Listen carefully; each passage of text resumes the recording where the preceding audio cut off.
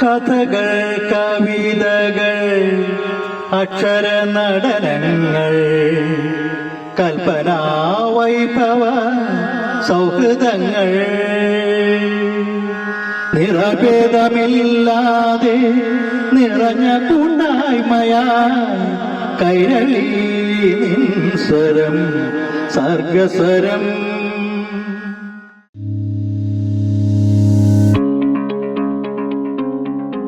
കഥകൾ, കവിതകൾ, അക്ഷര നടനങ്ങൾ, കൽപ്പനാ വൈഭവ സൗഹൃദങ്ങൾ, കഥകൾ, കവിതകൾ, അക്ഷര നടനങ്ങൾ, കൽപ്പനാ വൈഭവ സൗഹൃദങ്ങൾ, നിറഭേദമില്ലാതെ നിറഞ്ഞ കൂട്ടായ്മയായി, നിറഭേദമില്ലാതെ നിറഞ്ഞ കൂട്ടായ്മയായി കൈരളി നിൻ സ്വരം സർഗസ്വരം, കൈരളി നിൻ സ്വരം സർഗസ്വരം, കൈരളി നിൻ സ്വരം സർഗസ്വരം. ഈ വർഷം സർഗസ്വരത്തിന് അവാർഡ് ലഭിച്ച പുസ്തകങ്ങളുടെ ഒരവലോകനമാണ് ഈ യോഗം കൊണ്ട് ഉദ്ദേശിക്കുന്നത്. ആദ്യമായിട്ട് നാം തിരഞ്ഞെടുത്തിരിക്കുന്നത് ശ്രീ എ പി നാരായണൻകുട്ടി രചിച്ച വൈദ്യുണർന്ന വരികൾ എന്ന പുസ്തകവും മോഹൻ ഭട്ട് രചിച്ച മഴ മനസ്സ് എന്ന പുസ്തകവുമാണ് നാം ചർച്ച ചെയ്യുന്നത്. ഈ വേദിയിലേക്ക് നമുക്കൊരു മഹനീയ വ്യക്തിത്വത്തെ വേണം എന്ന് പറഞ്ഞു ഇന്നത്തെ ചർച്ചയിൽ ഉരുത്തിരിഞ്ഞ് വന്നതാണ് വിജയകുമാർ സാറിന്റെ. 1969 ഓഡിറ്ററായി ഗവൺമെന്റ് ജോലി, ഔദ്യോഗിക ജോലി ആരംഭിച്ച doctor P N Vijayakumar sir 2005 വിരമിക്കുമ്പോൾ ഡിസ്ട്രിക്ട് സെഷൻസ് ജഡ്ജിയായിട്ടാണ് റിട്ടയർ ചെയ്തത്. അദ്ദേഹത്തെ ഒരു സാഹിത്യകാരനായി കാണുവാനാണ് നമുക്ക് ഏവർക്കും ഇഷ്ടം. അദ്ദേഹം സമന്വയ വേദി തൃശ്ശൂരിന്റെ പ്രസിഡന്റാണ്. സമന്വയം സാംസ്കാരിക വേദിയുടെ മുൻ പ്രസിഡന്റുമായിരുന്നു. അതുപോലെ അദ്ദേഹം രചിച്ചിട്ടുള്ള കവിതാ സമാഹാരങ്ങളുണ്ട്. അനുപല്ലവി, ചന്ദ്രകാന്തം, നേത്രദാനം, കള്ളൻ മാത്രം, പി എൻ വിജയകുമാറിന്റെ തെരഞ്ഞെടുത്ത കവിതകൾ. ഇതിനു പുറമെ ശ്രീ കുമാരഗുരുദേവന്റെ ജീവചരിത്രം മലയാളത്തിൽ ഇംഗ്ലീഷിലും അദ്ദേഹം പബ്ലിഷ് ചെയ്തു. ഗോഡ് ദി ഇമാൻസിപ്പേറ്റർ തുടങ്ങി 6ഓളം നിയമ പുസ്തകങ്ങളും വിജയകുമാർ സാർ രചിച്ചിട്ടുണ്ട്.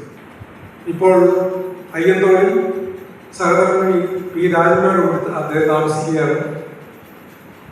അദ്ദേഹത്തിന് ഈ അവസരത്തിൽ നമുക്ക് ലഭിച്ചത് നമ്മുടെ ഒരു അനുഗ്രഹമായി കാണുന്നു. അദ്ദേഹത്തിന് സർഗസ്വരത്തിന്റെ പേരിൽ ഹാർദവമായ സ്വാഗതം ആശംസിച്ചു.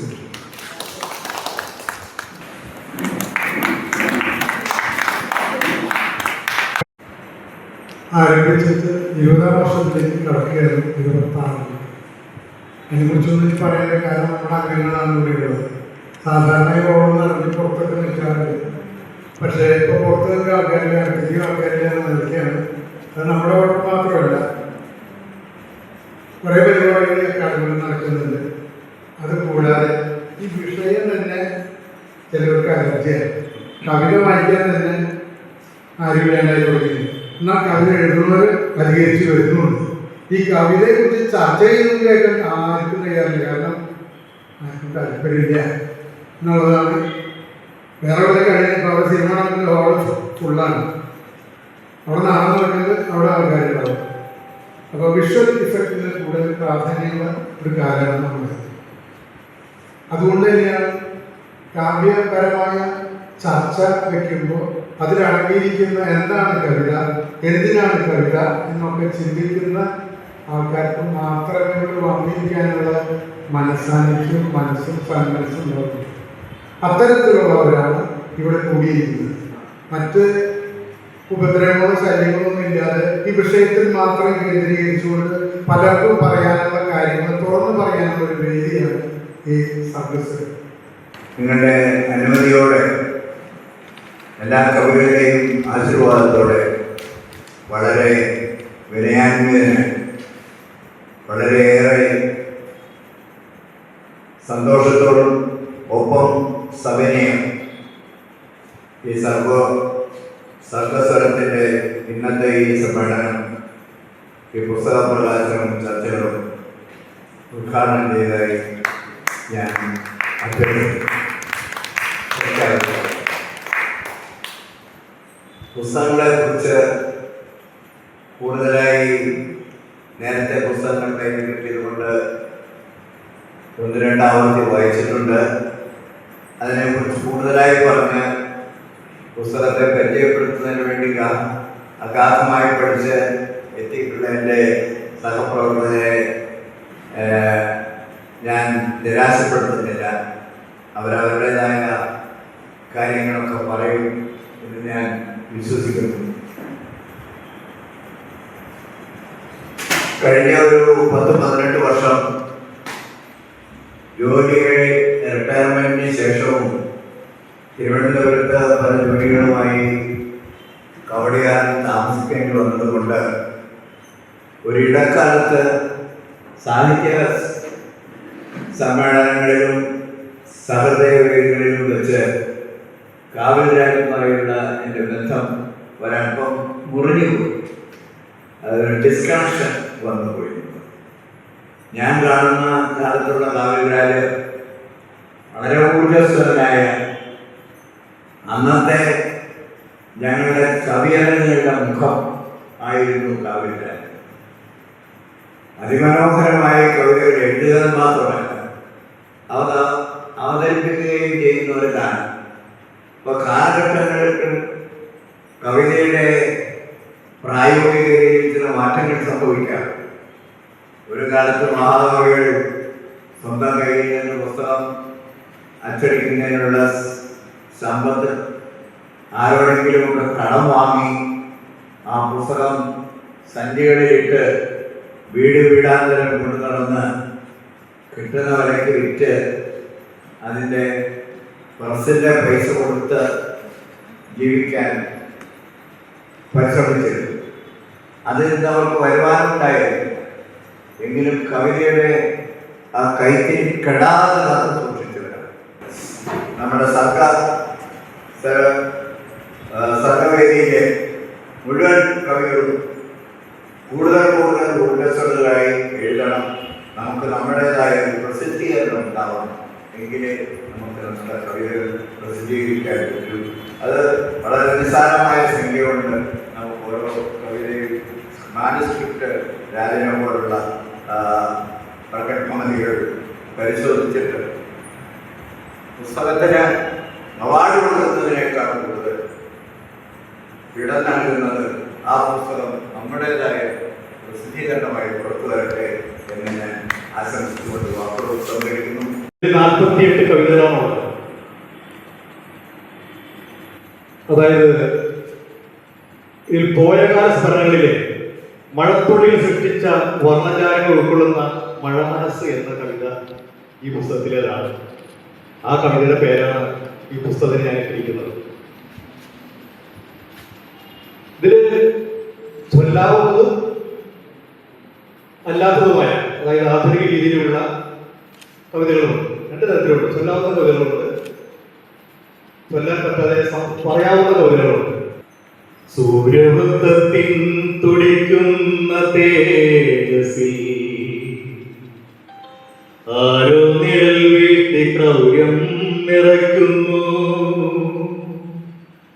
ഇരുളുണർത്തി കൊടുങ്കാറ്റിന്റെ ശൗര്യമായി ആരോ പ്രപഞ്ചത്തിന് അന്ത്യം കുറിക്കുന്നു.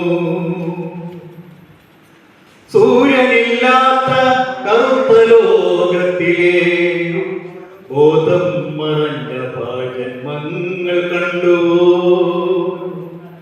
ഉച്ചവയിൽ മൂത്ത നേരത്തു തീപ്പന്തമേന്തി നടക്കുന്ന ഭ്രാന്തനെ കണ്ടു. ആരണ്യകത്തിൽ കരിനിഴൽ പാടുമായി ആർത്തുല്ലസിക്കും നിഷാദരൂപങ്ങളും മൃത്യുഗീതം പാടി ഉന്മാദചിത്തരായി താണ്ഡവമാടുന്ന നീചസത്വങ്ങളും.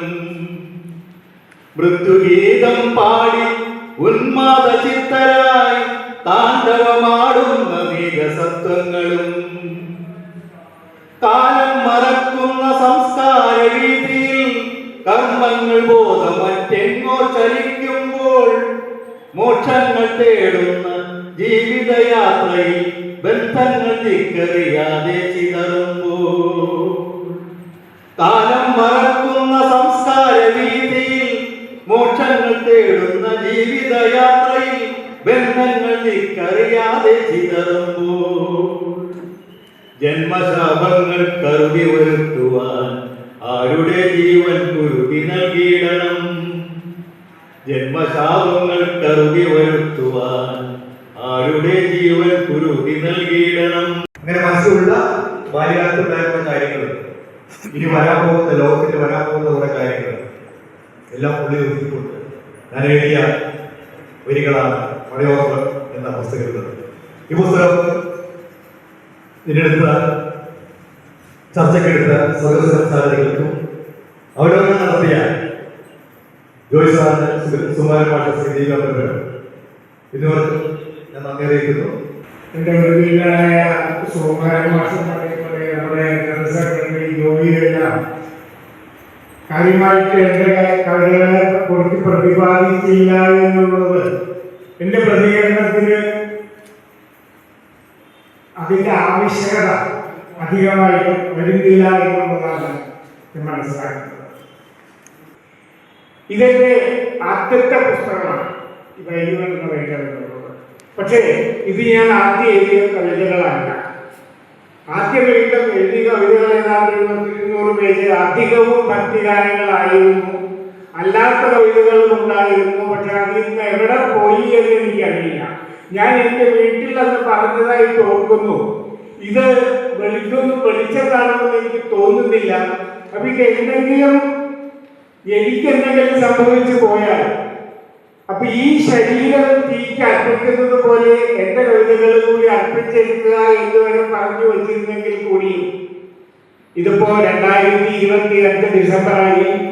2023 ജൂൺ മാസത്തിലാണ് എന്റെ ഈ ആദ്യ പുസ്തകം ഇതേ ഹോളിൽ വെച്ച് ഇതിന്റെ അവതാരം എഴുതിയ ആലപ്പുഴ ലീലാകൃഷ്ണൻ അവர்கள் നമ്മുടെ പ്രിയപ്പെട്ട ജയരാജവാദികൾക്ക് നൽകിക്കൊണ്ട് ഈ പുസ്തകം പ്രകാശനം ചെയ്തത്. അന്നത്തെ ആ മീറ്റിംഗ് അധ്യക്ഷം വഹിച്ചത് നമ്മുടെ സിറ്റിംഗ് MLA ആയിരുന്നു. പാടുംപാതിരിയൊക്കെ അറിയപ്പെടുന്ന ഇതിലെ 2 ഗാനങ്ങൾ ആ സമയത്ത് ആലപിച്ചത് ഞാൻ ഓർക്കുന്നു. ജയരാജാണെങ്കിൽ ഏതാണ്ട് ഒരു 4 ഗാനങ്ങളും ഇതേ പോഡിയത്തിന്റെ പിന്നിൽ നിന്ന് തന്നെ ഇതിലെ കവിതകൾ അദ്ദേഹം ആലപിച്ചിട്ട് എന്റെ മനസ്സിലൂടെ കടന്നുപോകും. ശ്രീദേവി ടീച്ചറെ സൂചിപ്പിച്ച പോലെ ഞാൻ എൻ്റെ ആദ്യത്തെ വരികൾ കുറിച്ചത് ഞാൻ 6ാം ക്ലാസ്സിൽ പഠിക്കുമ്പോഴായിരുന്നു. അത് 6 വരികളുള്ള ശ്ലോകമായിരുന്നു. അത് എഴുതിയത് എൻ്റെ മലയാള പുസ്തകത്തിലായിരുന്നു. അത് കണ്ട് അയ്യപ്പൻ നായർ മാഷ എന്നെ ആവശ്യത്തിലധികം ചീത്ത പറഞ്ഞിട്ടുണ്ട്. എൻ്റെ അമ്മ എന്നെ വളരെയേറെ പരിശീലിച്ചിട്ടുണ്ട്. എൻ്റെ അച്ഛനെ പറ്റിയൊന്നും കാണാറില്ല. എന്തൊക്കെ ഈ പുസ്തകം അതുകൊണ്ട് ഞാൻ എൻ്റെ അച്ഛനും അമ്മയും സമർപ്പിച്ചതായിട്ടാണ് ആദ്യത്തെ പുസ്തകത്തിൽ ഞാൻ പറഞ്ഞിട്ടുള്ളത്. കവിതകളൊക്കെ നമ്മൾ ബലം പ്രയോഗിച്ചു വരുന്നതല്ല. ഇത് ഇവിടെ വൈകി ഉണർന്ന വരികളാണ്. കവിയിൽ അല്ലെങ്കിൽ വ്യക്തിയിൽ കവിത്വം ഉണ്ടെങ്കിൽ, അതിൻ്റെ ബീജം മനസ്സിലുണ്ടെങ്കിൽ ഒരുപാട് കാലം കഴിഞ്ഞാലും അത് പുറത്തേക്ക് വരും. അപ്പോൾ നാരായണൻകുട്ടി സാറിൻ്റെ കവിത്വം ചെറുപ്പത്തിലേ ഉണ്ടായിരുന്നു. പല പല കാരണങ്ങൾ കൊണ്ട് അത് വേണ്ട വിധം പ്രകാശിച്ച് പുറത്തു വന്നില്ല. ഇപ്പോ ഈ വിരമിച്ച ഔദ്യോഗിക ജീവിതത്തിൽ നിന്ന് വിരമിച്ചതിന് ശേഷം വിശ്രമകാലത്താണ് ആ സാഹിത്യ ബീജങ്ങളൊക്കെ മുളച്ച് ഇലവിരിഞ്ഞ് പുഷ്പിച്ച് സുഗന്ധം പരത്തുന്നത്. അതൊരു മോശമായ അല്ലെങ്കിൽ ഒരു വിഷമമുള്ള കാര്യമായിട്ട് കണക്കാക്കേണ്ടതില്ല. കുറേ നല്ല സാഹിത്യകാരന്മാർ 70 വയസ്സിന് ശേഷമാണ് നല്ല കൃതികൾ രചിച്ചിട്ടുള്ളത്. അപ്പം അതുകൊണ്ട് നമുക്ക് കവിത്വമുണ്ടോ എന്നാണ് നോക്കേണ്ടത്. കവിത ബലം പ്രയോഗിച്ച് വരേണ്ടതല്ല, കവിത കണ്ടെത്തലാണ് എന്നാണ് പറയാൻ പറ്റുന്നത്. അപ്പോൾ ഈ വൈകിയ വേളയിലെ നാരായണൻകുട്ടി സാർ തന്നിൽ ഉൾക്കൊള്ളുന്ന, തന്നിൽ സുപ്താവസ്ഥയിൽ കുടികൊണ്ടിരുന്ന കവിതയെ കണ്ടെത്തി എന്നാണ് നമ്മൾ മനസ്സിലാക്കേണ്ടത്. ആ കണ്ടെത്തിയതാണ് ഈ വൈകി ഉണർന്ന വരികൾ. അദ്ദേഹത്തിൻ്റെ പുസ്തകം മൊത്തത്തിൽ നോക്കുമ്പോൾ വളരെ ലളിതമാണ്, നല്ല സരളമായ പദാവലികളാണ്. പദാവലികൾ സ്വായത്തമാക്കാൻ കഴിവുള്ള, സ്വയമേ പാർന്നു വീഴുന്ന കവിയാണ്. ഒപ്പം തന്നെ അതിലൊക്കെ ഗാനാത്മകതയും ഉണ്ടെന്നുള്ളതാണ്. അപ്പോൾ കവിത എന്നതിലുപരിയായി കവിത എഴുതാൻ അദ്ദേഹം ഒരുങ്ങുമ്പോഴും ആ കവിതയിൽ ഗാനാത്മകത കടന്നു വരുന്നു എന്നുള്ളതാണ്. ഇതിൽ എഴുതിയ കവിതകളിലൊക്കെ നിങ്ങൾക്ക് വായിച്ചു നോക്കിയാൽ അറിയാം, 4ാമത്തെ വരി വീണ്ടും വീണ്ടും ആവർത്തിക്കുക. എല്ലാ 4ാമത്തെ വരിയും വീണ്ടും ആവർത്തിക്കുന്ന ഒരു പ്രക്രിയ.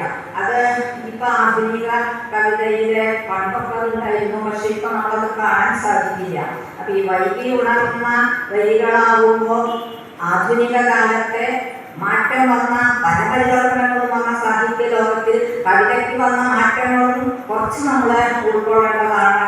പക്ഷെ അദ്ദേഹം ഒരു എന്താ പറയണ്ടേ, ആധ്യാത്മികതയിൽ രമിക്കുന്ന, അല്ലെങ്കിൽ സമൂഹത്തിലെ എല്ലാ അനുകാരികൾക്കും എതിരെ ഉപദേശം ചൊരിയാൻ വെമ്പുന്ന ഒരു കവിയായിട്ട് നമുക്ക് അദ്ദേഹത്തെ കാണാൻ സാധിക്കും. ഞാൻ വായിച്ചില്ല. ഇത് ഇദ്ദേഹത്തെ പറ്റി ഞാൻ സദൃശത്തിൽ ഇതിലൊക്കെ വന്നിട്ടുള്ള എല്ലാ കവിതയെ പറ്റി, മോഹന പത്രത്തിന്റെ കവിതയെ പറ്റി എഴുതിയിട്ടുണ്ട്. അതൊക്കെ വായിച്ചത് കണ്ടുപിടിക്കുകയാണ്. അപ്പൊ പ്രത്യേകിച്ച് പറയണ്ട, ഇദ്ദേഹത്തിന്റെ പുസ്തകം വായിച്ചില്ലെങ്കിൽ രണ്ടുപേരും നന്മയുടെ പക്ഷത്താണ്. ഒരു വ്യത്യാസമേ ഉള്ളൂ. ഒരു കുട്ടി കയറി പറയുകയാണെങ്കിൽ മോഹനത്തിൽ എന്താ കയറി പറയുന്നുണ്ടോ എന്ന് പറയും. അദ്ദേഹമാണ് പറയാ, എന്റെ മക്കളെ കയറി പറയുന്നത് മോശമാണ് കേട്ടോ. ഈ ഒരു വ്യത്യാസം രണ്ടാൾക്കാണ്. രണ്ടാളും ഒരേ വഴിയിലൂടെയാണ് പോവുക. അധർമ്മത്തിനെതിരെ രോഷമില്ല. അദ്ദേഹത്തിന് അതിന് ഇത്രയും നല്ലൊരു മനസ്സാണ്. അപ്പൊ ആ കവിത അങ്ങനെ വരുള്ളൂ. എന്നോട് പറയാ, മാഷ് എവിടെ പോണേ, ഒരു ഫോൺ വിളിച്ചാൽ മതി, വീട്ടിൽ വന്ന് ഞാൻ അവിടെ. അതിന് രാമേശ്വരത്തിന് ഞാൻ പോകുമ്പോൾ വിളിക്കാനാണ് തീരുമാനിച്ചത്. അദ്ദേഹത്തെ പറയുന്നതാണ് കൊണ്ടുപോകുമോ.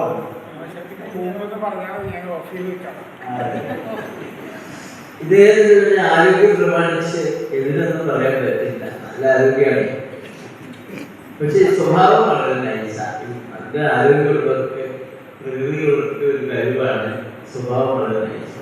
ശരീരമൊക്കെ ഭാര്യ മാത്രമല്ല, ഞാനും കൈയൊക്കെ പിടിച്ച് നോക്കി, പക്ഷെ നല്ല സോഫ്റ്റ് ആയ ശരീരം.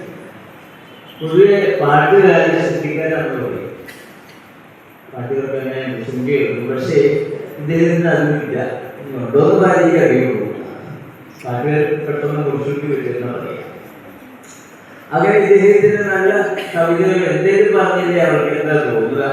അത് ഉദ്ദേശിച്ച് ഇദ്ദേഹത്തിന് ഈ കുട്ടി അക്ഷരം പഠിക്കുന്ന ഒരു കവിത എഴുതി. അക്ഷരം പഠിക്കുക, അതില് മലയാള അക്ഷരത്തെ പറയുന്നത് ജീവന്തിയിലെ ഗുഡ്സ് അതിൽ നിന്ന് കാണുന്ന പോലെയാണ്. ആകെ മൂടിയിട്ടാണ് വരിക. വളരെ വേഗത്തിലുള്ളൂ. ഈ ചെറിയ കുട്ടികളുടെ അടുത്ത് കൊണ്ട് കവിത ആശാന്മാരെ അടുത്ത് അക്ഷരം എഴുതാൻ കൊണ്ടുപോയാൽ അവിടെ ചെന്ന് കഴിഞ്ഞാൽ ആശാന്മാരുടെ അടുത്തൊക്കെ മണ്ണിൽ വിരിച്ചിട്ടാണ് എഴുതുക. ആ എഴുതുമ്പോൾ അതിൻ്റെ ചോട്ടിൽ നിന്ന് മുകളിലെത്തുമ്പോഴേക്കും കുട്ടി കളയും. പിന്നെ ആശാനെ പേടിച്ച് താഴെ കിടക്കുമ്പോൾ അവിടെ കുളിപ്പും തിരിവുമൊക്കെ ഉണ്ട്. കുട്ടി പറയും. ബുക്സ് അങ്ങനെയാണല്ലോ, അത് ആകെ മൂടി കിട്ടിയാണ് പോവുക. അതിൻ്റെ വേഗത എത്ര കൂടുതലാണ്. ഇംഗ്ലീഷ് ആകുമ്പോൾ കുതിര പോലെയാണ്. ഇംഗ്ലീഷ് കുതിര പോലെയാണ്. അത്രയും ന്യൂസിന്റെ വേഗതയില്ല, പക്ഷെ നല്ല പവറാണ് ഇംഗ്ലീഷിന്റെ. ലോകം മുഴുവനുള്ള ഭാഷയാണ് ഇംഗ്ലീഷ്. രണ്ട് പുസ്തകങ്ങളെ കുറിച്ചിട്ടാണ് നമ്മളിവിടെ ചർച്ച ചെയ്യുന്നത്. ഒന്ന് ശ്രീ മോഹൻ പറത്തിലിന്റെ മഴ മനസ്സ് എന്ന കൃതിയെ കുറിച്ചിട്ടാണ്. മഴ മനസ്സ് നമ്മൾ വായിക്കുമ്പോൾ തന്നെ അതിന്റെ ടോട്ടലി പറ്റി വെച്ച് നോക്കിക്കഴിഞ്ഞാൽ എന്റെ അവതാരികയിലെ പവിത്രൻ തീക്കുനി പറഞ്ഞിട്ടുണ്ട്, വ്യതകൾ നിറഞ്ഞ ഒരു കവിതകളാണ്, വ്യതകൾ നിറഞ്ഞ ഒരു അന്തരീക്ഷത്തിലൂടെയുള്ള കവിതകളാണ് ഇതിലുള്ള സമസ്ത കവിതകൾ. വളരെ ശരിയാണ്. ഇതിന്റെ കവിതകളെല്ലാം പല വൈവിധ്യമാർന്ന വിഷയങ്ങളുണ്ടെങ്കിലും അതിന്റെ അടിയൊഴുക്ക് വ്യതകളാണ്. ഏതു തരത്തിലുള്ള വ്യതകളാണെന്നത് മനുഷ്യ സമൂഹത്തിലുള്ള അടിച്ചമർത്തപ്പെട്ടവരുടെയും വേട്ടയാടപ്പെട്ടവരുടെയും ഉള്ളിലുള്ള ആ വ്യതകൾ, ആ വ്യതകളാണ് ഇതിൽ പലപ്പോഴും കവിതകളായി രൂപപ്പെടുന്നത്. ഞാൻ കുറെ ഇതില് എടുത്തെടുത്ത് വായിച്ചു നോക്കിയപ്പോഴൊക്കെ എത്രയോ ഉള്ളിലേക്ക് ഇറങ്ങിപ്പോകുന്ന ഈ നീരുറവ പോലെ പൊട്ടിയിരിക്കുകയും അതുപോലെ തന്നെ ഉള്ളിലേക്ക് ഇറങ്ങിപ്പോവുകയും ചെയ്യുന്ന തരത്തിലുള്ള സിരകളാണ് ഇതിലുള്ളത്. അദ്ദേഹം പല കവിതകളും അത് എടുത്ത് സൂചിപ്പിച്ചിട്ടുണ്ട്. അദ്ദേഹം താഴ്വാരം എന്ന് പറയുന്ന ഒരു കവിതയിൽ തന്നെ ആ കാര്യം എടുത്തു പറഞ്ഞിട്ടുണ്ട്. ശിലകളിലാരോ കുറിച്ചു വെച്ചൻ ഹൃദയത്തിൻ മന്ത്രം, ശിലകളിലാരോ കൗത്ത നോവിൻ നീർച്ചാലുകൾ മാത്രം. ആ ഹൃദയതയാണ് അദ്ദേഹം കവിയാക്കുന്നത്. മിക്കവാറും കവിതകളുടെ കഥ തന്നെയാണ്. ജീവിതത്തിൻ്റെതായിട്ടുള്ള വില നിറഞ്ഞ ആ അന്തരീക്ഷത്തിൽ ഗ്രഹി കൊടുക്കുന്നവയാണ് ശ്രീ മോഹൻ പറത്തലിന്റെ മിക്കവാറും കവിതകൾ. ഭാവാന്തരമായ നല്ല നല്ല കവിതകൾ അദ്ദേഹം ഈ പുസ്തകത്തിൽ എഴുതിയിട്ടുണ്ട്. ശ്രീ എ.പി. നാരായണൻ സാറിന്റെ കവിതയെ പറ്റി പറയുന്നുണ്ട്. ശ്രീ എ.പി. ഒരു ഗാനരചയിതാവ് കൂടിയാണ്. ഉള്ളിലെ താളബോധം നിറഞ്ഞു നിൽക്കുന്ന ഒരു വ്യക്തിയാണ് അദ്ദേഹം. അതുകൊണ്ട് തന്നെ അദ്ദേഹത്തിന്റെ കവിതകളൊക്കെ താളത്തോട് ക്രമീകരിക്കുന്ന തരത്തിലുള്ള കവിതകളായിട്ടാണ് എനിക്ക് തോന്നിയിട്ടുള്ളത്. പല കവിതകളും ഇങ്ങനെയാണ് ചെയ്യുന്നത്.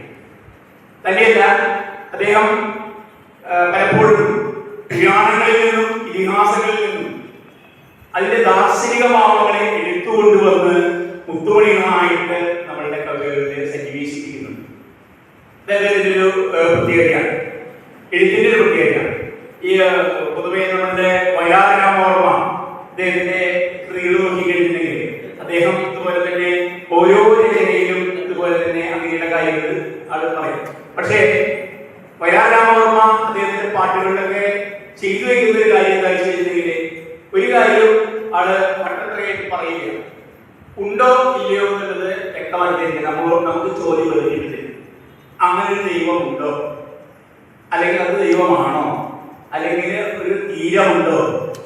അതേപോലെ ചോദ്യങ്ങൾ കൊണ്ട് നമ്മുടെ മനസ്സിലേക്ക് ഇറിഞ്ഞു വരുന്ന തരത്തിലുള്ള രചനാരീതിയാണ് വയലാർ. നാരായണൻ സാറിനും അതേ കുറച്ചൊക്കെ അങ്ങനെയുണ്ട്. അദ്ദേഹം ആ ദാർശനിക തലങ്ങളെ നമ്മളിലേക്ക് എറിഞ്ഞ് നമ്മളെ ചിന്തിപ്പിക്കാൻ ഉതകുന്ന തരത്തിലുള്ള കവിതകൾ ഇഷ്ടപ്പെടുകയും പ്രാർത്ഥനാ ഗാനം ആരംഭിച്ചുകൊണ്ട് സദസ്സിനെ ചൈതന്യവൽക്കാക്കിയ മോഹൻ പറത്തിൽ സാറിന് നന്ദി പറഞ്ഞുകൊണ്ട് തുടങ്ങട്ടെ. ഇന്ന് അധ്യക്ഷ സ്ഥാനം വഹിച്ച സർവസ്വരത്തിന്റെ പ്രസിഡന്റ് ശ്രീ കാവ്യ രാജ് സാറിനും സ്വാഗതം അർപ്പിച്ച ശ്രീ ജേക്കബ് സൈമൺ സാറിനും നന്ദി പറയുന്നു. കണ്ണന്റെ കവിതയുടെ കവിതാശകലം കേട്ടിട്ടുണ്ടെങ്കിലും അതെഴുതിയ കവിയിൽ നിന്ന് തന്നെ നാം ഇന്ന് കേട്ടാസ്വദിച്ചു. വളരെയധികം തിരക്കുകൾക്കിടയിൽ ഈ പരിപാടിയുടെ ഉദ്ഘാടനത്തിന് എത്തിച്ചേർന്ന് വിശിഷ്ട അതിഥിയായ കവിയും മുൻ സെഷൻസ് ജഡ്ജിയുമായ ശ്രീ P.N. വിജയകുമാർ സാറിന് സർവസ്വരത്തിന്റെ പേരിൽ പ്രത്യേകമായ നന്ദി അറിയിക്കുകയാണ്. ഗ്രന്ഥകാരനില്ലാതെ ഗ്രന്ഥമുണ്ടാകില്ലല്ലോ. ഇന്നത്തെ ഗ്രന്ഥചർച്ചയ്ക്ക് മൂല കാരണക്കാരായ ഗ്രന്ഥകർത്താക്കൾ ശ്രീ A.P. നാരായണൻകുട്ടി സാറും ശ്രീ മോഹൻ പറത്തിൽ സാറുമാണ്. ഇരുവർക്കും വളരെ സന്തോഷത്തോടെ നന്ദി അറിയിക്കുന്നു. ഇന്നത്തെ ചർച്ചയിൽ ഉൾപ്പെടുത്തിയ പുസ്തകങ്ങളെ കൃത്യമായി കുറിച്ച് ശ്രോതാക്കളുടെ മനസ്സിലേക്ക് ആഴത്തിൽ പതിയുന്ന വിധത്തിൽ അവലോകനം നടത്തിയ ശ്രീമതി ശ്രീദേവി അമ്പലപുരം ടീച്ചർക്കും ശ്രീ സുദർശനം സുകുമാരൻ മാഷിനും ശ്രീ ജോയ് ചെറമേൽ സാറിനും പ്രത്യേകം നന്ദി അറിയിക്കുകയാണ്. പുസ്തക അവലോകനം കൂടാതെ സ്വന്തം കവിതകൾ ചൊല്ലി സദസ്സിന് ഉന്മേഷം നൽകുക കൂടി ചെയ്ത ശ്രീ ജോയ് ചെറമേൽ സാറിനും കവിത ആലപിച്ച മോഹൻ സാറിനും ഒരിക്കൽ കൂടി നന്ദി അറിയിക്കുന്നു. ഇത്രയും സമയം ക്ഷമയോടെ ഇരുന്ന് ഈ പരിപാടിയിൽ പങ്കുകൊണ്ട സദസ്സിലുള്ള വിശിഷ്ടരായ ഓരോ വ്യക്തിയോടും സർവസ്വരത്തിന്റെ പേരിൽ നന്ദി അറിയിക്കുകയാണ്.